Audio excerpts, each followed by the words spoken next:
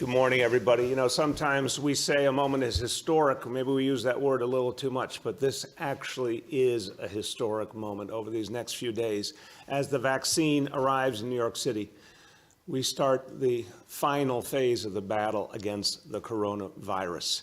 We've all been through so much. People have fought so hard to get to this day, but it's here.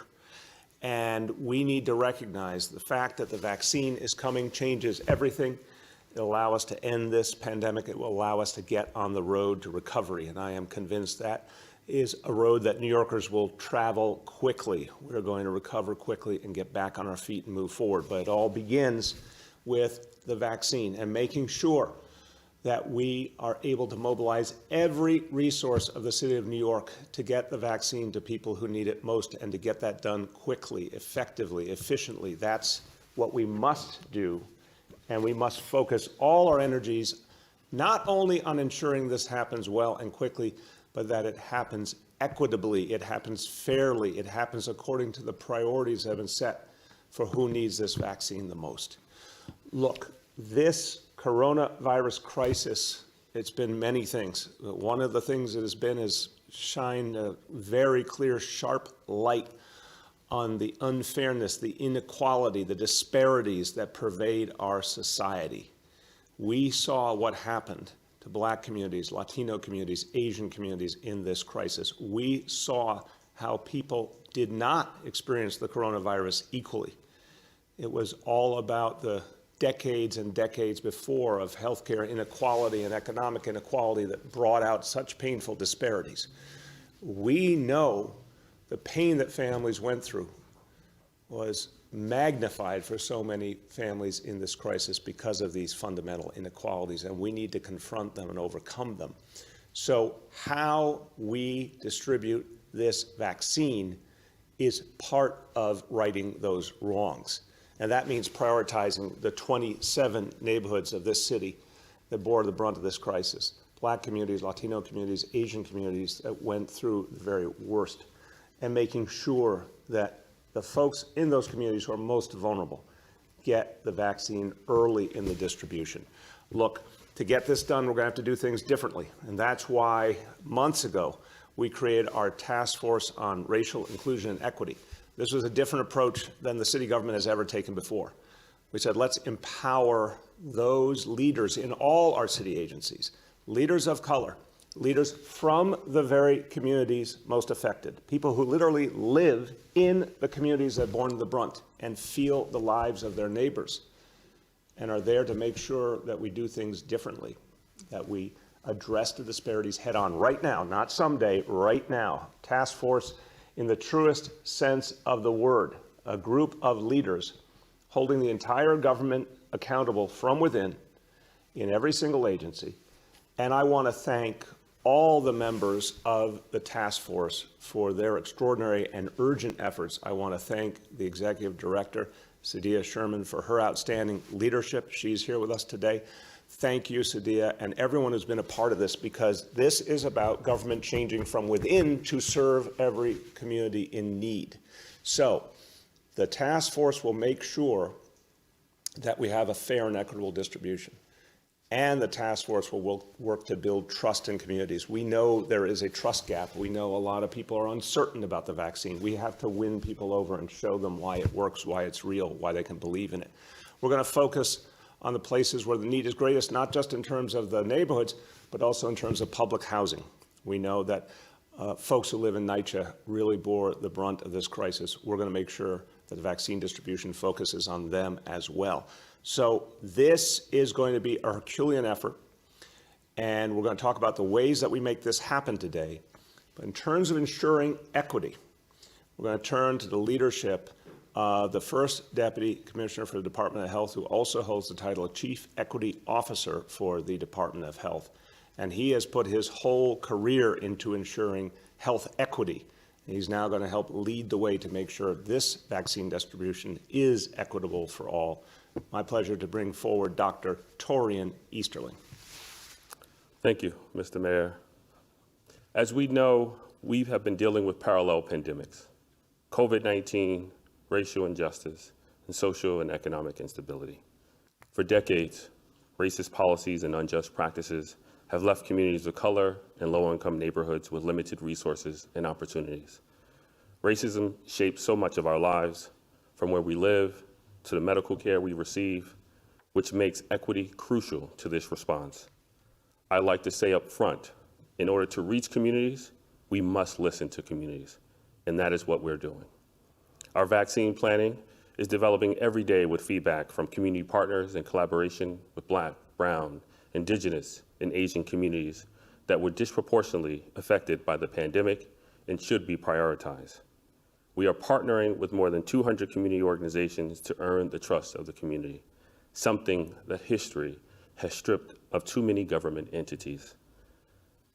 Let me just say that I saw this firsthand during the peak of the pandemic. People were dealing with sickness and death. People reached out to me directly, questions that they had about why and what are we dealing with, what is happening, and why do we have people dying in our neighborhoods? We know people will have questions about this vaccine. I'm receiving these questions right now. Is it safe for me, for my family? When will I receive it? This is why relationships are so important. These relationships that we have are not starting from scratch. The bonds between us, the groups, the communities we serve have been active for over many years, and they've even led vaccination drives, not only with the flu vaccine, but with so many other resources. To give a sense of how these vaccinations events take place, we partner at local houses of worship, community centers, or other popular, easy-to-reach locations with on-site tables for vaccination and other resources such as food distribution and COVID-19 testing. We know that many New Yorkers have been impacted by the history of racism and harm in medicine, research, and government, so we don't expect them to come to us. Instead, we'll meet New Yorkers where they live. To provide easy access to the vaccine and to deliver preventive care, we will model the city's successful partnership with NYCHA to expand COVID-19 testing. This plan will include H&H clinics at NYCHA locations and other NYCHA sites to support vaccine distribution. Further, we're going to need everyone. We're going to need every individual and organization to help be the ambassadors, to bust myths and to share facts.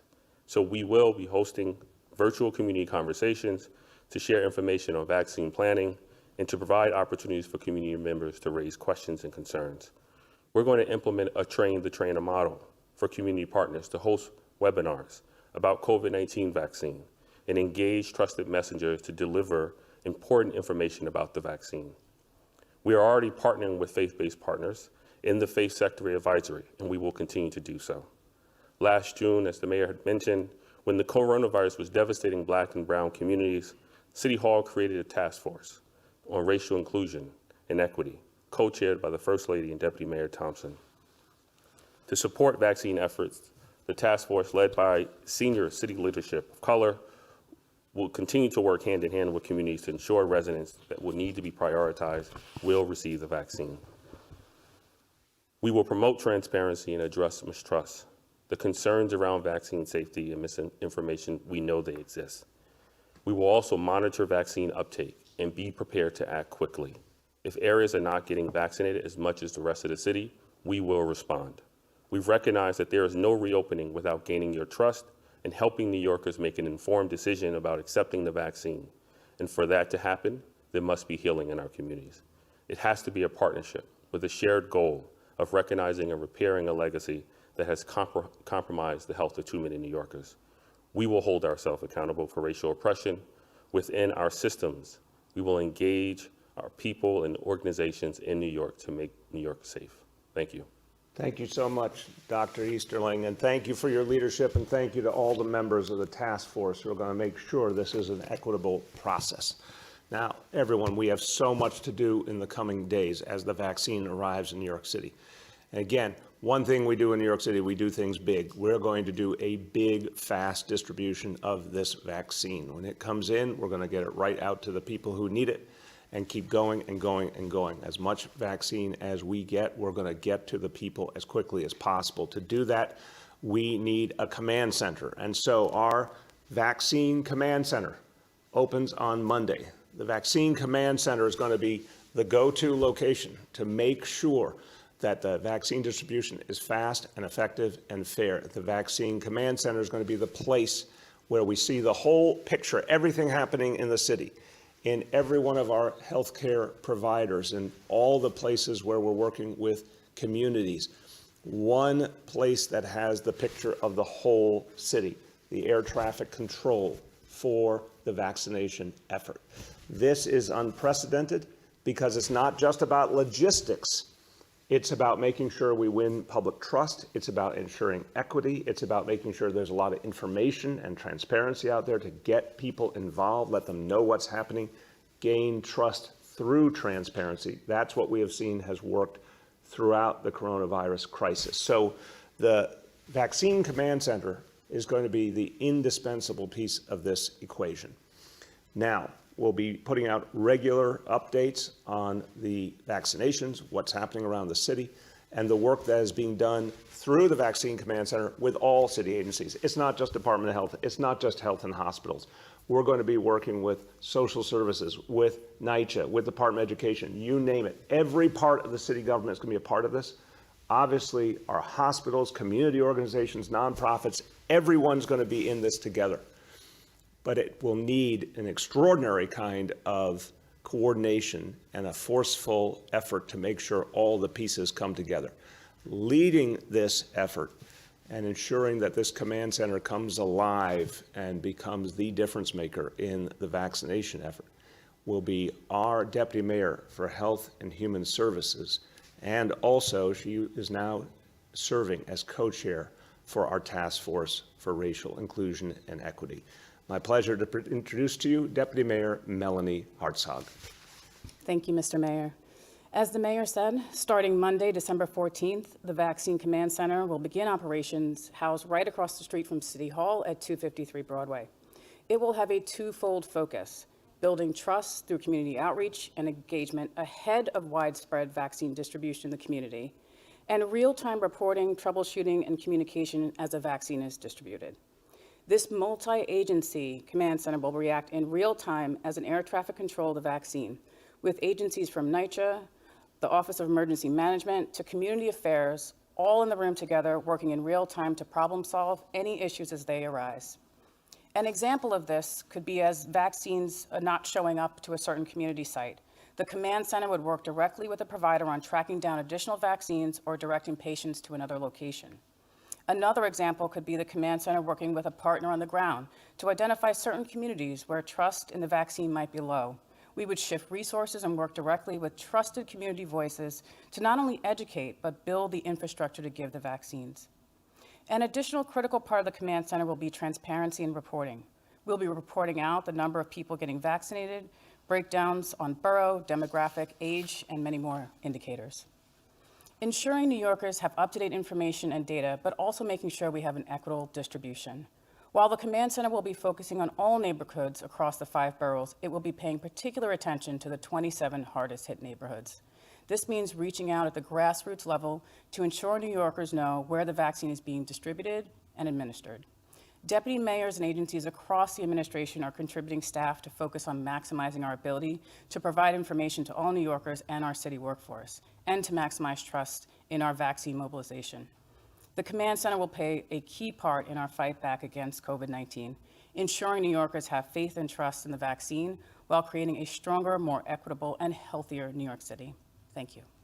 Thank you so much, Deputy Mayor. And I want everyone to know that Melanie Hartzog's been really one of the heroes of the city's fight against the coronavirus. Her previous role as our budget director, there was plenty to do in that role, but she also became one of the leading forces in pulling together the initiative to build up testing in this city and to ensure that we had what we needed, that crucial element of the equation that we were deprived of by the federal government to begin with, has become over time one of the strong suits of New York City, having now a huge amount of testing available, and Melanie's one of the people who made that happen. So thank you for that great effort, and thank you for the leadership you're providing now as we open the command center on Monday.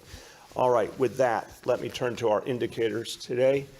Number one, daily number of people admitted to New York City hospitals for suspected COVID-19. Unfortunately, this is the first day that we've seen this number go above the threshold. 205 patients admitted now. That's obviously very worrisome. The threshold is 200.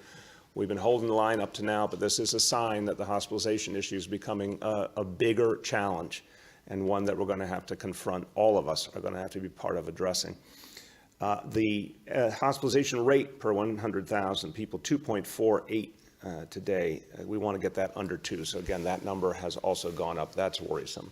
New cases, well, this one is one where we've been blunt, that we've been way past the threshold for quite a while. And now, again, we're including probable and confirmed cases. Today's number on the 7-day average, 2,559, a number that's way too high and that we have a lot of work to do to bring back down. And finally, percentage of New York City residents testing positive, 7-day rolling average. Today's report, 5.35%. Again, we want to be under 5%. So unfortunately, across the board, we see that these indicators have all unfortunately surpassed their thresholds. This is an indicator, this is a sign, I should say, of how deep this crisis is right now, how much work we have to do to fight back the coronavirus as we, thank God, implement the vaccination program that will change everything. This is a crucial moment, and I'm going to say it every chance I get. Everyone has to be part of this. Everyone needs to wear your mask, practice social distancing. If you have travel plans, cancel them now. Stay home for the holidays. Stay close to the very few loved ones who are close by. This is what we need to do to get through this last push until the vaccine is more widely distributed and we turn the tide. Do a few words in Spanish. La batalla final contra este virus está cerca y nuestra mejor arma es la vacuna para millones de neoyorquinos. Pero queremos dejar algo claro. La vacuna se va a distribuir de manera justa y igual en las comunidades más afectadas. La ciudad más grande de América va a vencer a este virus y va a ser una victoria que esperamos celebrar pronto. With that, let's turn to our colleagues in the media. Please let me know the name and outlet of each journalist. Hi all, we'll now begin our Q&A. With us today is Deputy Mayor Melanie Hartzog, First Deputy Commissioner Torian Easterling, Executive Director of the Task Force, Sadia Sherman, Senior Advisor Dr. Jay Varma, and Dr. Mitchell Katz, CEO of Health and Hospitals. With that, we'll go to Andrew from WNBC. Good morning, Mr. Mayor, and everyone on the call. Can you walk us through a little more of the timeline of the next few days in terms of the vaccine? When exactly we expect some of these frontline healthcare workers to get their vaccines? Yeah, I'll turn to Dr. Easterling and our other doctors to say we're going to be reporting as we have final information. Andrew, we will keep you updated. I know everyone in this city is anxious to know more, and our colleagues in the media, we want to keep you updated, but we need to lock down final facts in each case. What we can say is in a matter of days, we'll be in a position to start giving the initial vaccines. Dr. Easterling. Yep, absolutely correct, Mr. Mayor. Where we are right now, we have moved along in the phase. The independent committee has just looked at the data, I think, which is very promising because we want to make sure that we are sharing information about the data. And I think as we're moving forward, the next step is getting the approval on our emergency use authorization, which we hope to be this week, and then next week, really hoping that the vaccines are available. And so the focus is really going to be vaccinating long-term care facilities, folks in nursing homes, as well as individuals who are working in high-risk settings. And so I think the important part is that things are moving along, which is very promising. Amen. Dr. Varma, Dr. Katz, you want to add anything? Nothing for me. Dr. Katz. Just to say that the healthcare system is ready to start vaccinating the people at the highest risk of COVID who are working as heroes throughout our system, and we will be working closely with the Department of Health and Mental Hygiene to get them vaccine as soon as possible. Thank you, sir. Thank you. Go ahead, Andrew. second question is, our anticipation is that Governor Cuomo will soon announce that because the indicators have not stabilized on hospitalizations, he's going to order indoor dining in New York City closed.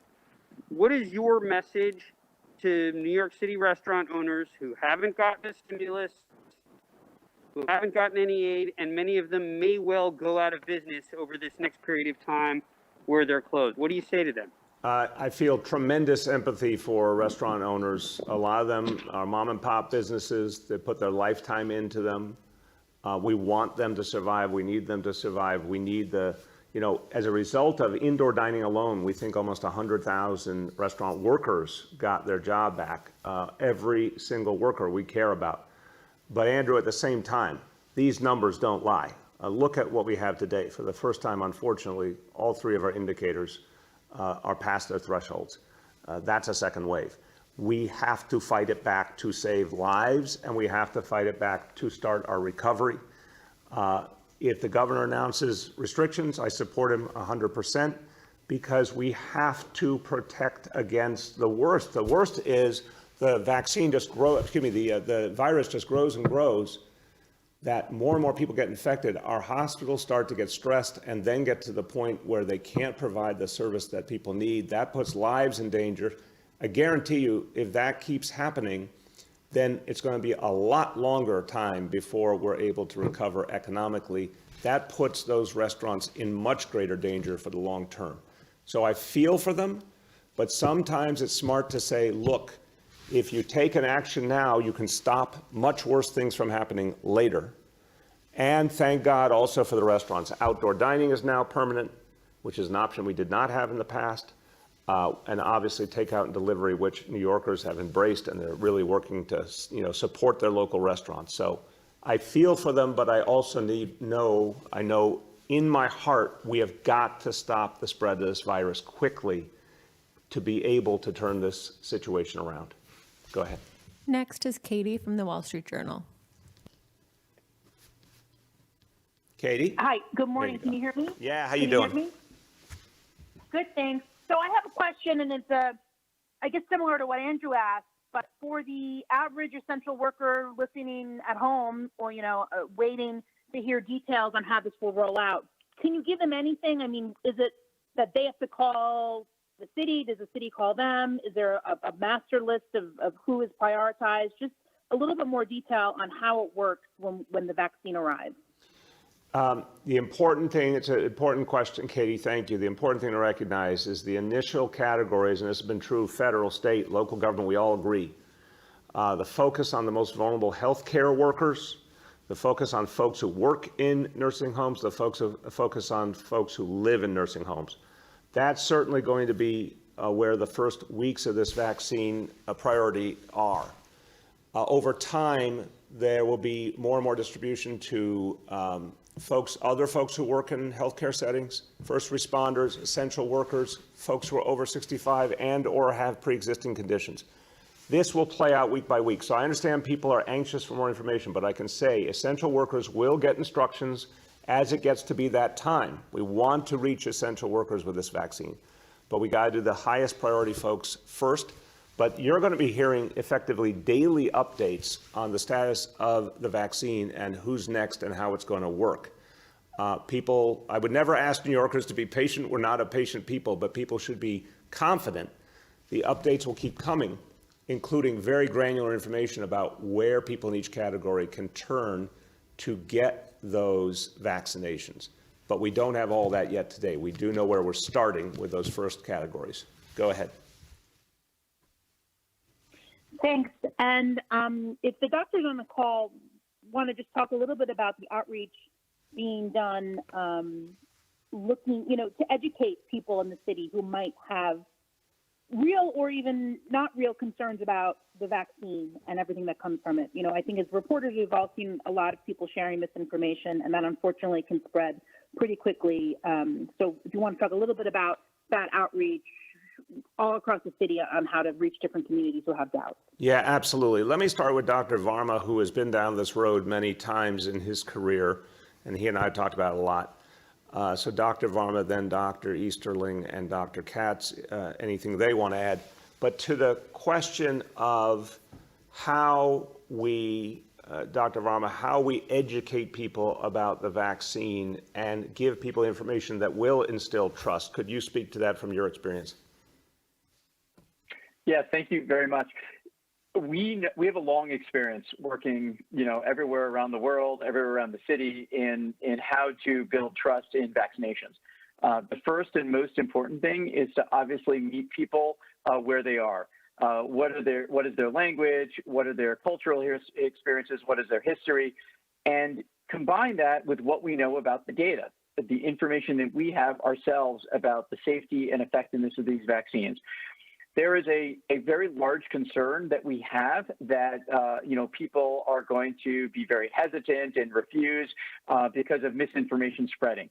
And we're absolutely sensitive to understand why people might want to believe that information.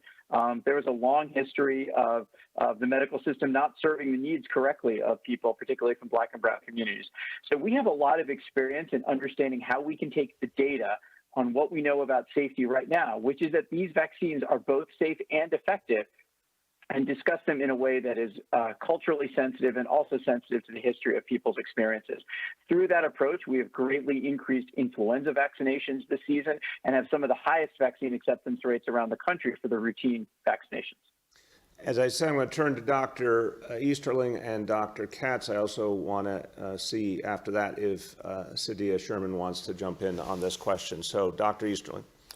I would just add that it's so important that communities and the public knows that we're going to be standing shoulder to shoulder with communities. And this is something that we are already doing currently and will continue to do as we are sharing information about the vaccine. We've been hosting summits with faith-based organizations, our Flu and Faith Summit with over 200 houses of worship across the city, several denominations talking about the vaccine. And this is a way that we can make sure that we're addressing misinformation and mistrust. And we're already hearing about the key concern. As I shared earlier, one of the key concerns is the vaccine safe for me? And we're addressing those questions. But we can also lean on the opportunity of working with organizations, activating them, making sure that they have the resources, that they can do the outreach themselves. And we're also partnering with them in the communities that they're working in. And I want to note with appreciation that throughout these last months, Dr. Easterling has been in direct contact with community leaders, faith leaders, elected officials across all the communities of New York City, and really been one of the bridges to the community leaders who needed that health information to be able to spread honest, reliable facts out to communities. And thank you for that, Doctor. That's been tremendously helpful. Dr. Katz, you want to add?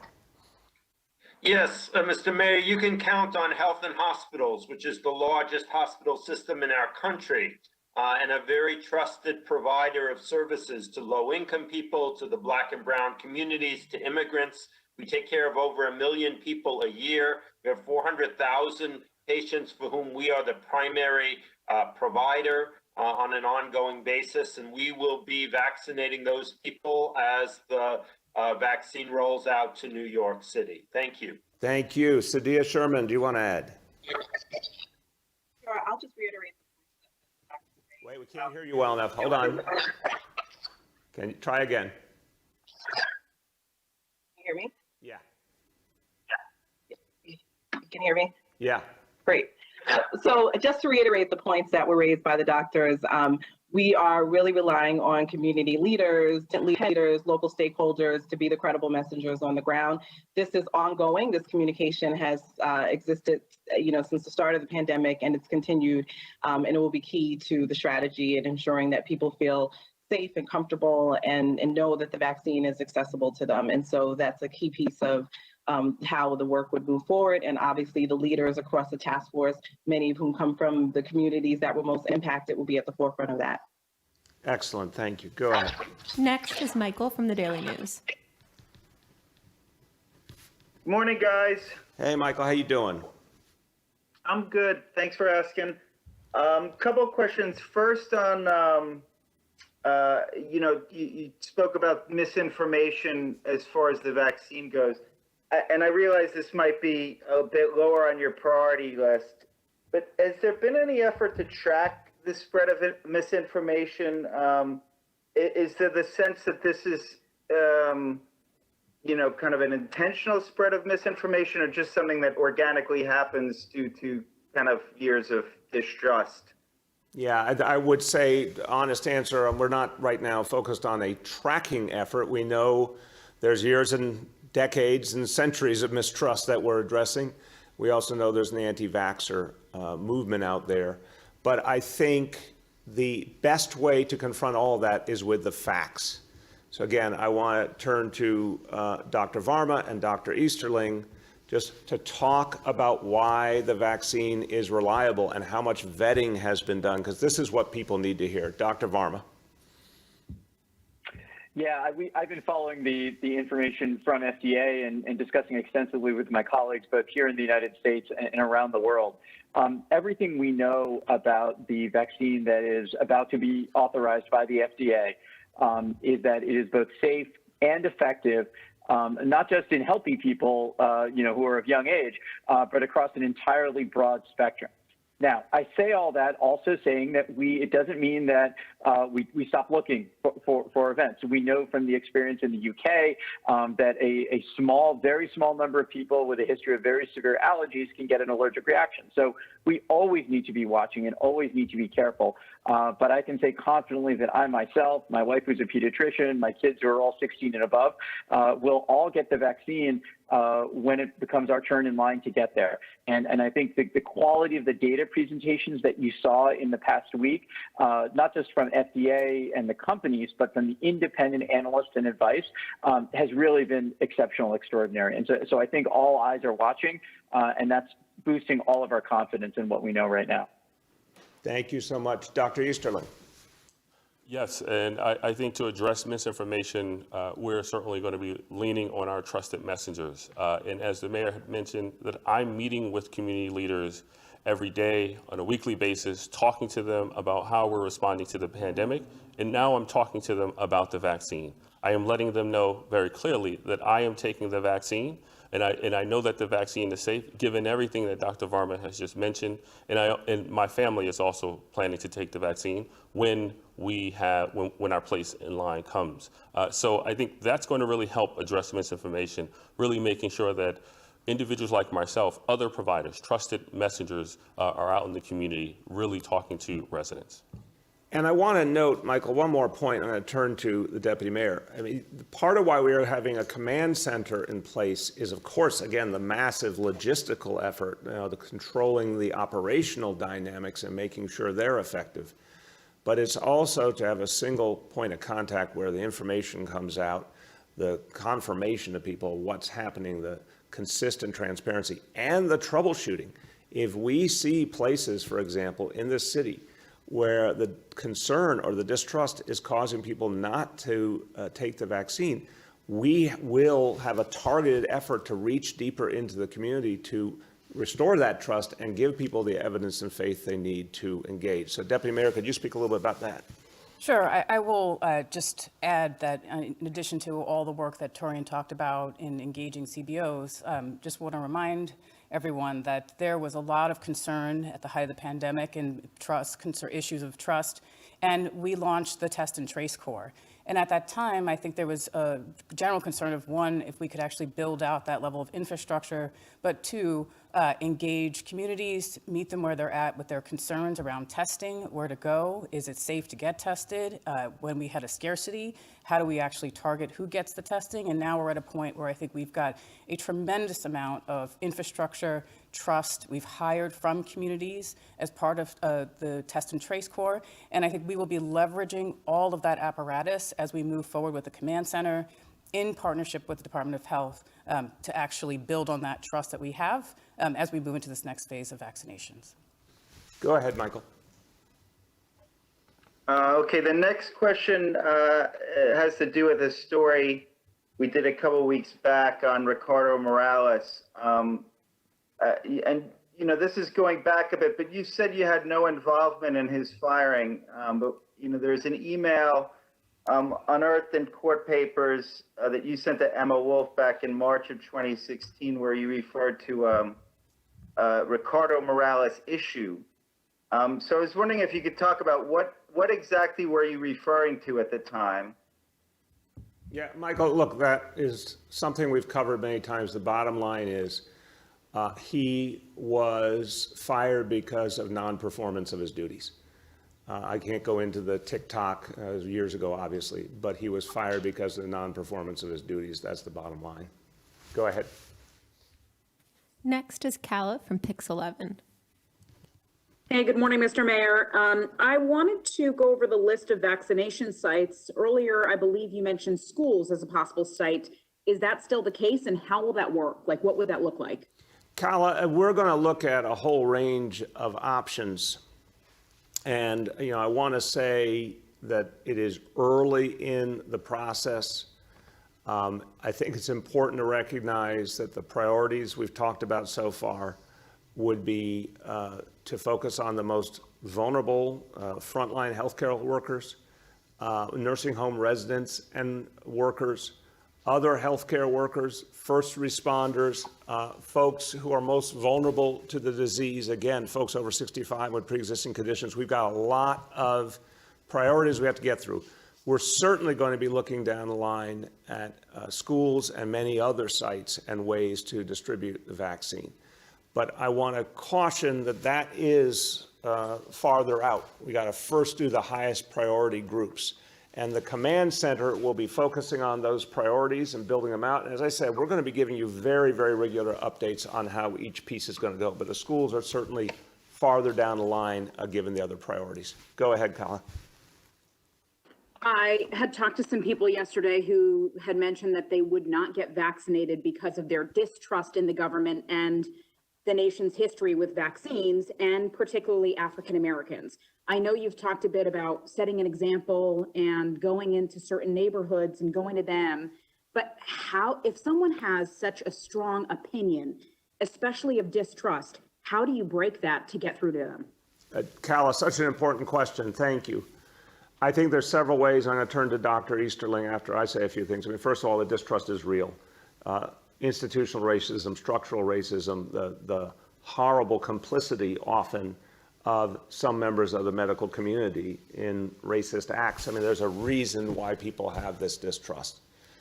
That said, we are here today fighting this pandemic with leaders from communities of color playing key roles, people who are trying with every fiber in their being to change that history and create a new reality. And I do think folks who are distrustful will see the leaders, both of the citywide health effort, but also community leaders who they trust, who they know, who are confirming to them how important this is. And then I think, as with everything else in human life, leading by example. As all of us are getting the vaccine, it will encourage people, as people talk to friends, neighbors, folks in their family who got the vaccine and had a good experience, it will encourage people. But it's going to take a lot of work to overcome that mistrust, and we intend to do that persistent work. Dr. Easterling. Thank you, Mr. Mayor. I would say just plainly, we know that there are many reasons why individuals in the Black and brown community, my own community, are distrustful of government, distrustful of the medical system. As the mayor had mentioned, we know that there is a history of medical experimentation and racist practices in this country. We need to make sure that we have our leaders stepping out, such as myself. I know that the process that has been put in place has given me the reassurance that this vaccine is safe, that I'm going to take this vaccine, and I will be out talking with community leaders, community members, letting them know why I know this vaccine is safe, and that the process has really allowed us to understand the information. But we're also going to be activating messengers. It's not just going to be me, it's going to be this entire city. We are activating our houses of worship, we're activating our community-based organizations on a daily basis. And this is the work that we have to do. This has to be a collective approach really to address the mistrust and really reassure New Yorkers why this vaccine is safe. Thank you. Next is Nolan from the New York Post. Hi, good morning, everyone. Hey, Nolan, how you doing? I'm all right. How are you doing, Mr. Mayor? Good, thanks. To follow up on Michael's question about Ricardo Morales, he had a series of laudatory job performances, and yet you continue to say he was sacked for not doing his job well. Can you square that circle for me? I can only tell you what I know for a fact. He wasn't doing his job well. And when someone's not doing their job, there has to be consequences. Go ahead. Yeah, so when you asked Eric Phillips what you should say about the matter, he said that you should say, according to the emails in the court papers, that you should say something anodyne, and instead he decided to say he was sacked for poor performance, which his job reviews don't back up. So again, why do you keep saying it? I just don't agree with your rendition of history. He wasn't doing his job. I don't know what you're referring to. I know what I received from all the folks who were working with him directly. The job wasn't getting done, period. Go ahead. Next is Rich from WCBS Radio. Mr. Mayor, given the fact that there could be by the way, good morning. I'm sorry. I'm starting right into the question here. Rich, you never have to be sorry. You have fabulous manners. Good morning. How are you? Right. I'm okay. So I'm just wondering, in regard to curing the doubts about the vaccine, your son Dante was a pretty effective spokesperson for you during the campaign. Is there any thought that the First Lady and Dante might be involved in this effort? Well, I won't speak for my adult son who will make his own decisions. We've certainly, Dante's a really thoughtful young man. And if he wants to get involved, I would welcome it. I am certain Shirlane will be involved. She believes fundamentally it's important to go out and educate communities and lead by example. So again, when it's her turn, when it's my turn for the vaccine, we're going to do that very publicly to show people we have faith in it. Go ahead, Rich. And those numbers that you mentioned today, I mean, how would you characterize, where the numbers have been going? I mean, are you surprised? Is this coming from any particular place? Is it citywide? I know the rolling average is citywide, but do you see spikes that are driving these numbers upwards in particular neighborhoods? Look, Rich, I think, first of all, we have a national problem right now. Obviously, there's a huge uptick all over the country. This is now clearly a second wave in New York City that has reached every part of the city. True, there are some communities that the numbers are even higher. And I want to keep reminding people that is, in some cases, directly related to the use of masks or unwillingness to use masks. We really need everyone using masks. We need everyone going out and getting tested. But that said, overwhelmingly, we've got a citywide problem. So I've been talking regularly to the governor. I spoke to him this morning. Our teams are talking all the time about what would be the appropriate measures to protect our hospitals, what are the appropriate measures to stop this spread, which restrictions will be needed.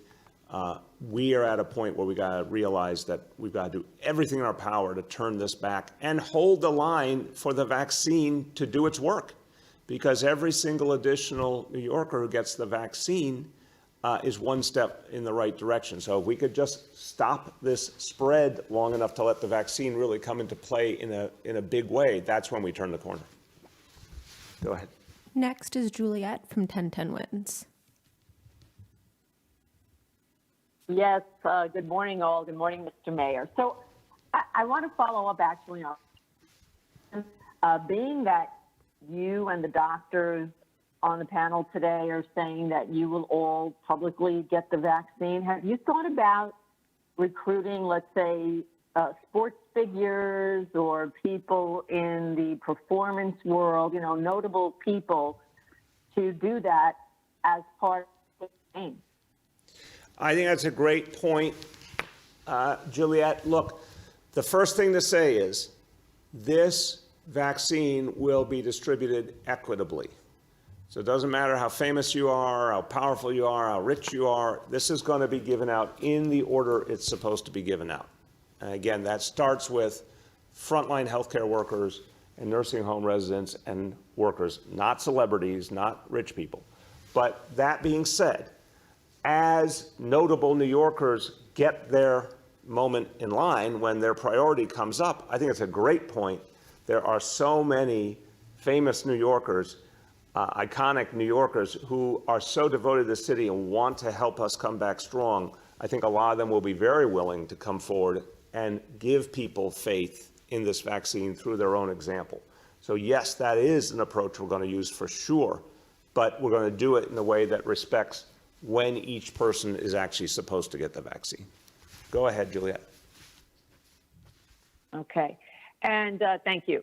And also, I guess I wanted to get a little more specific on how you will be informing people. Are you going to have, let's say, meetings in NYCHA developments or giving out flyers or email blasts?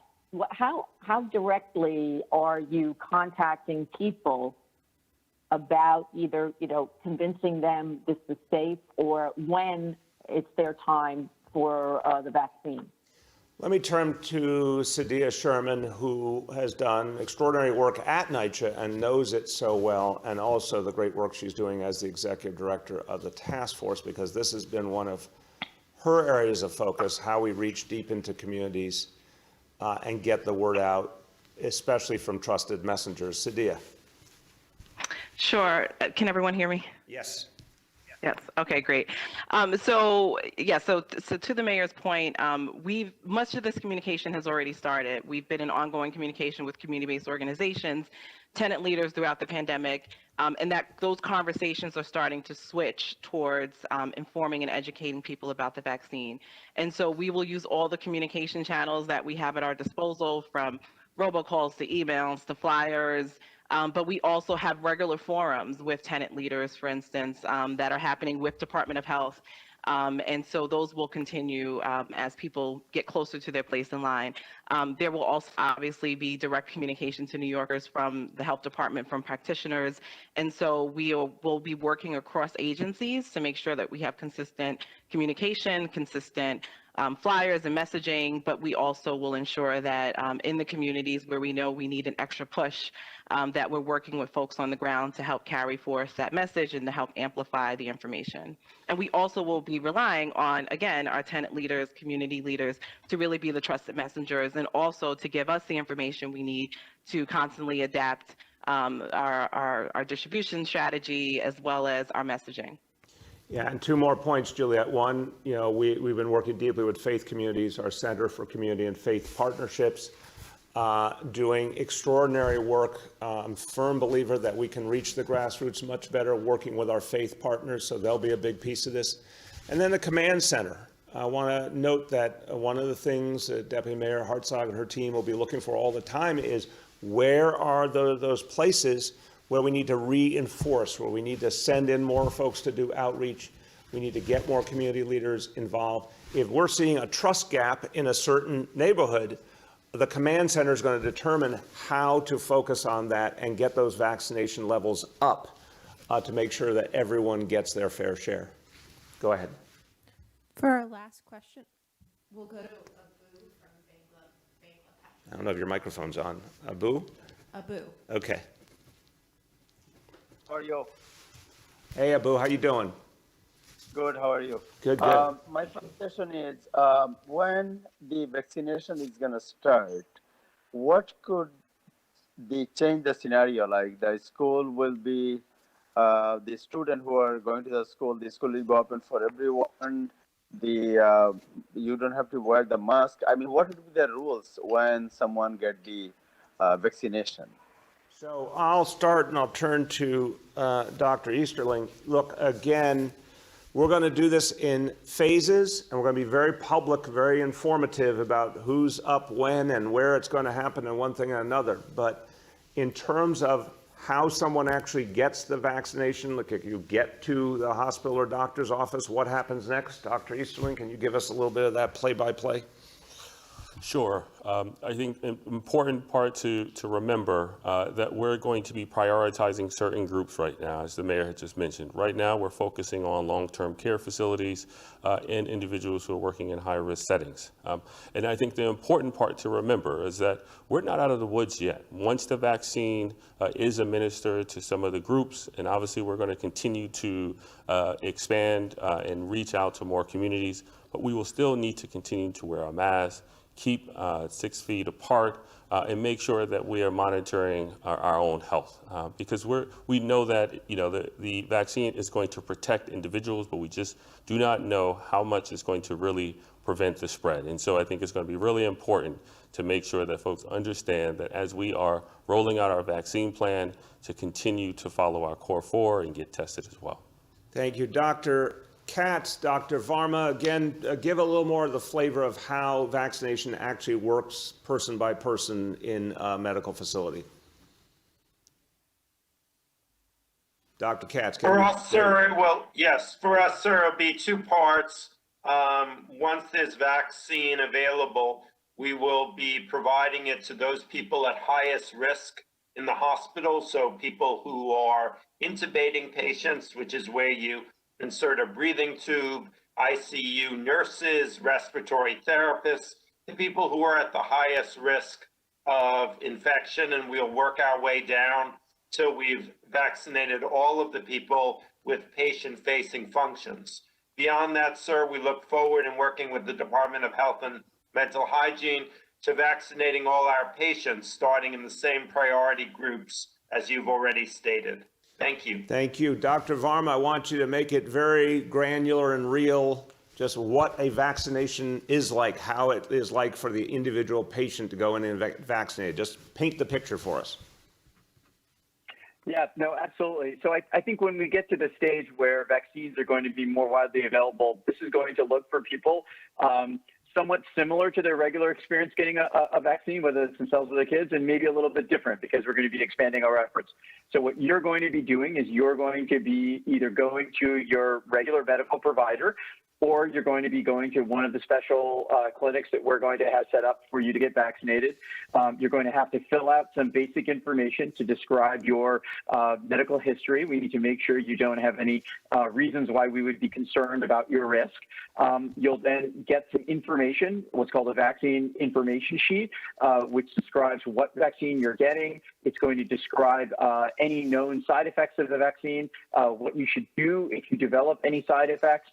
Basically, all of the information that you could ever want that'll be available to you in all of the languages that are common here in New York City. And then you will see your provider, and your provider will usually be a nurse or somebody who's authorized to provide vaccines. They'll go through the regular procedure. You'll roll up your sleeves. They'll use a little bit of an alcohol rub or cleaning solution, and then you'll have your vaccine. What people need to know that's important is that right now the vaccine needs to be given in 2 doses. So that will be the first time you get the vaccine. And then after 21 days, 3 weeks or later, you will be called back and you'll get reminders, and you'll need to remind yourself to come back to get your second dose. We know there is some protection after the first dose, but the full protection really comes after the second. And then it is possible for you to have some side effects like achiness in your arm, a low-grade fever, to feel kind of tired, particularly after that second injection. But what we know right now is that is a sign that the vaccine is working. So it's important for you to be in touch with your doctor if you have any concerns, but those are also good signs that your body is responding the way it should. Excellent. Go ahead, Abu. Okay. Second question is about the rent, house rent. You know, there is a lot of people, they don't have job and they are not paying the rent, and the eviction executive order, I think, will be expired as well. So if those people evict from a house or their apartment, or what is your next plan, or do you have any other option you are thinking about? The people who are unable to pay the rent, or the people who are not, also the homeowner? Yes, Abu, such an important question. Listen, first of all, I think the greatest opportunity to address this issue comes through the stimulus process in Washington. There should be direct relief to renters who cannot afford to rent. That also would allow direct relief for people who own the buildings and need to pay mortgages. This is the kind of thing the federal government should be doing right now to help people survive this crisis and get back on their feet and foster recovery. The state and the city have worked together to avoid people being evicted who can't pay the rent. I always say, Abu, if someone can pay the rent, they should keep paying the rent. I want to make sure that the protections in place are reaching those who need them, who have had their income taken away. But there's obviously a lot of people who still have their income and should be paying their rent. But for the hundreds of thousands of folks who have been disrupted, their lives disrupted, their livelihoods disrupted by this crisis, the eviction moratoriums are crucial. The court system is obviously not acting on many evictions right now, which is a good thing. We need to keep those moratoriums in place and a grace period after the crisis abates. Further, we need something else, and I've been calling for this for months. I really hope the legislature will take this up and get it done.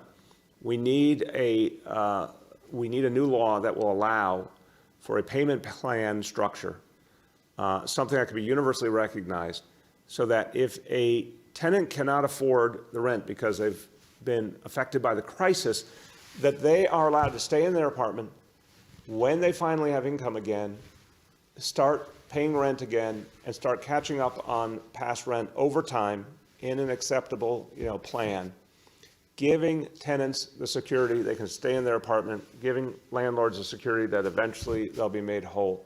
We need a structure like that to protect everyone.